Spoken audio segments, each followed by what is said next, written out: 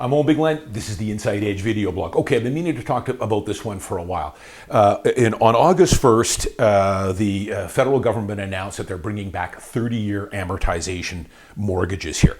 So, first-time buyers purchasing a newly built home for less than $1 million with a down payment smaller than 20% will be able to opt into an insured 30-year amortization period, up from 25. Now, went on to say also that CMHC is also increasing that, what they call that default insurance, by 20 basis points. So this is just typical what I've been blogging about for years and years, how inept the governments are in Canada, both federally under the socialist liberal NDP alliance, and socially here, provincially here with the BC NDP, which are just a disaster. But yet, hey, I get it. You vote for them. They think they're looking out for the little guy, but they're doing the reverse over and over again. What they're trying to do here, which they always do, is they're trying to solve a problem, making homes more affordable. Christina Freeland holds a press conference. Well, they're the cause of most of the unaffordability in the housing market, with all their taxes, bureaucracy, stress test, and everything else. So in the media, of course, they picked up on this. Don't fall for this 30-year amortization, folks. Yes, it makes your payments slightly less. So in the article I saw here, you take a $500,000 mortgage on a 25-year amortization at 4.5%. Your payment is $27.67 a month. At the end of 5 years, you have $438K left in the balance. Not a lot. It haven't chipped much off. On a $500K mortgage at 4.5 on a 30-year amortization, it takes your payment to $25.51, so $240 less a month. Wow.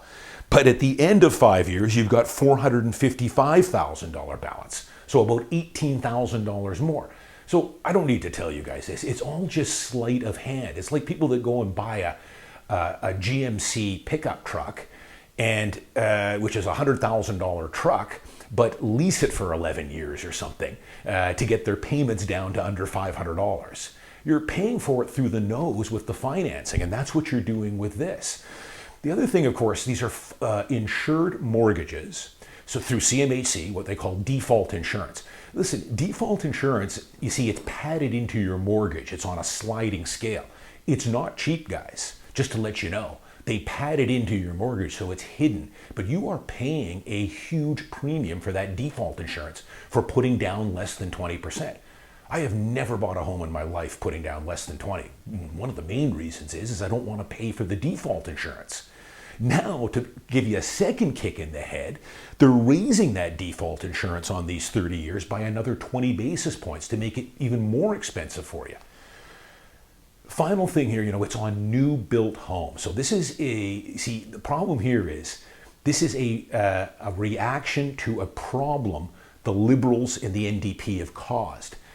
They have stifled the new condo development, which I've done tons of blogs on. New condos, pre-sales, are not selling right now. A number of reasons. Interest rates, of course, stress test, a war against landlords with the tenancy acts in provinces like BC. A new flipping tax coming in January 1st, empty homes tax, BC spec tax. So they have a hate-on for investors who make up a large percentage of the buyers of pre-sale. So that's why they're having a hard time selling these.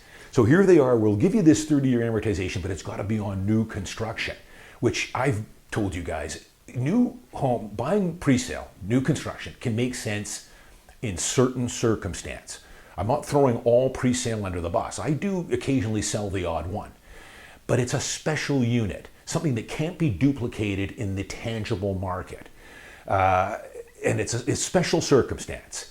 But these days, buying pre-sale, boy, if I could tell you guys, the calls I've had this year on people trying to get out of pre-sale contracts is just off the chain. Most of them are losing big dollars on these. The construction leeway is getting longer and longer, as much as 6-7 years now from the time you buy it till the time you get the keys. So lots of change of circumstance. You don't lock your financing in until you're ready to complete. So lots of things can change there. Divorce, job loss, job transfer. Plus you're paying 5% GST on top of that, maybe a second set of GST if you sell it quick. You're going to have a new flipping tax if you have even any profit. If you're lucky enough to eke out, the government's going to take it now for you with a 20% flipping tax. And they wonder why pre-sale aren't selling. And they need these pre-sales, the governments do, to get more housing stock built. They're the cause of most of these problems. And so here, we'll give you an incentive that will allow you to take an overpriced 30-year amortization, but it's got to be on a new condo. It's ridiculous here, guys. Don't fall for this stuff. It's sleight of hand by the government. But it is what it is. I mean, final couple of things I'll say here. If you guys saw in the news here, the government's got their hands out at every corner, as you guys know. We're taxed to death here under socialist rule here, both federally and provincially. It's a mess. But new articles in here now, recently in the Financial Post, if you sell a Airbnb unit, the government now is coming after you for HST on the entire sale price. So there was just a couple cases in Ontario where they had units that they were being rented as Airbnb. They sell them, and lo and behold, after the fact, they get hit. One guy here with a $75,000 HST tax on the sale. So the warning is that CRA is on the watch for these. If they see you selling a condo that they believe was used as Airbnb, which is kind of like running a hotel, they're going to hit you with a 13%, which I think the HST is, a full 13% HST tax on it. So, this is where we're at here. Don't fall for these 30-year amortization, guys. You pay through the nose for it, and then they're also dinging you on a higher default insurance rate, which isn't cheap. It's padded into your mortgage there, but you're paying for it. I'm Owen Bigland. As always, thanks for watching. See you next week.